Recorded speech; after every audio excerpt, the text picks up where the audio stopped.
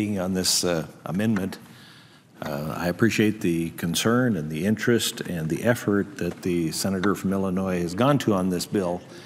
But in looking at it, there's still a couple of steps that are missing if this were to become law. Yes, it would provide a lot of information to the FDA. It would, in fact, flood them with information. And I think it would flood them with more information than they could possibly process. But that part doesn't even bother me. What bothers me is, how do you get that information to the consumer? It's the consumer that needs to know what they're drinking, eating, everything else, and that's why we've provided labeling on a lot of things. But even the things that we already provide labeling on, the consumer doesn't necessarily pay attention to it. And probably the people that need to pay the most attention to it don't pay any attention to it.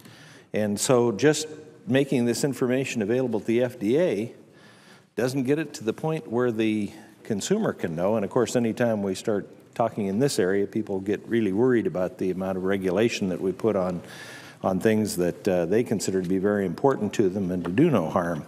So I think the right way to address this important issue would be for the HELP Committee to conduct hearings and to work together, as we've done on this bill, to find common ground on the policy. And when we find common ground, like we have on this FDA bill, then we can get something done. But I think this is a little bit premature, so I hope that people would not support this amendment at this time. I'd yield the floor and reserve the balance of our time.